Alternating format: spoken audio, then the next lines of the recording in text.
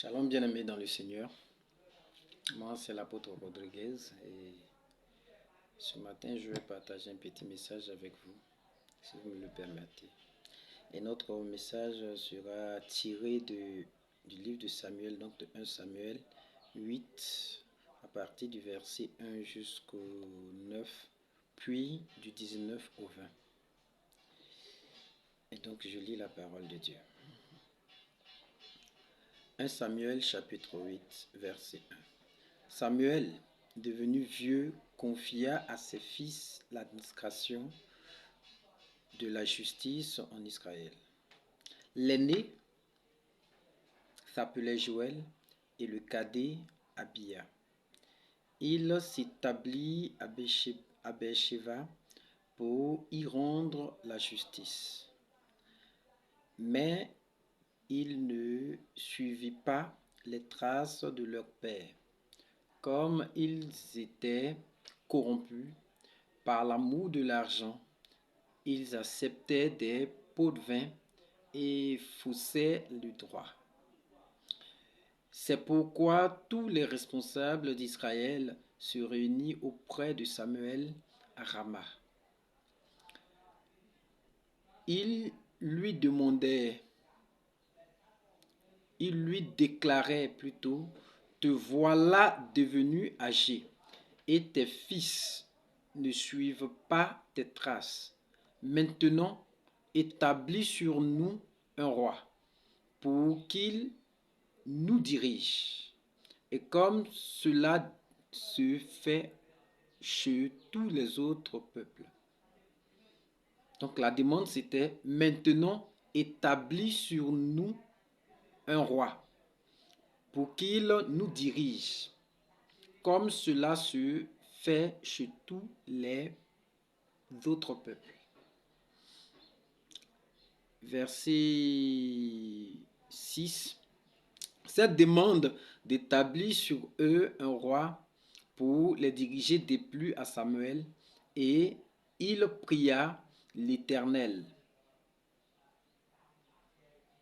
L'Éternel lui répondit: écoute ce peuple et accepte toutes leurs demandes.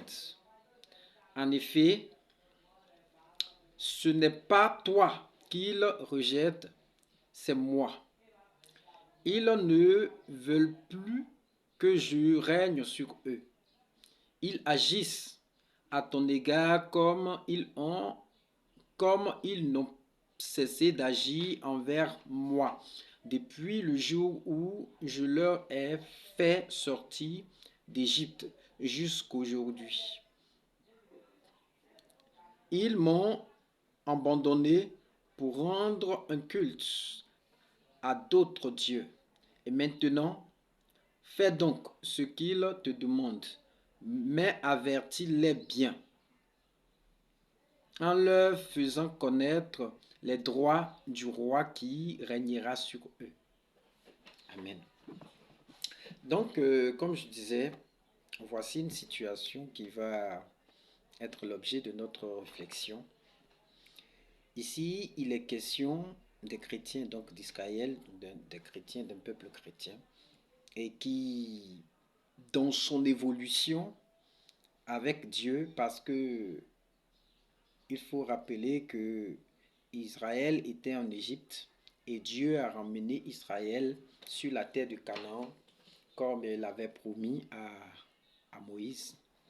Et donc, quand ils sont arrivés sur ce territoire-là, il est survenu un certain nombre d'événements, et après que ce peuple soit relogé, c'est-à-dire ait occupé les différents territoires qui étaient impartis à chacun d'entre eux, et comme à chaque tribu, ils avaient besoin d'une organisation. Alors, pour cette organisation-là, Dieu avait travaillé au sein d'Israël par des juges. Et donc, desquels Samuel fut le dernier. Et donc, Samuel est le dernier juge d'Israël et en même temps le premier qui concilie ministère prophétique et sacerdoce. C'est-à-dire qu'avant Samuel, il y avait soit un sacrificateur et un prophète. Moïse était sacrificateur, Moïse était plutôt prophète et Aaron était sacrificateur. Donc ça faisait partie de l'image du sacerdoce lévitique, qui est un sacerdoce à 3 têtes. Mais bon, là, c'est pas l'objet de notre réflexion. Et donc, Samuel, comme la Bible dit,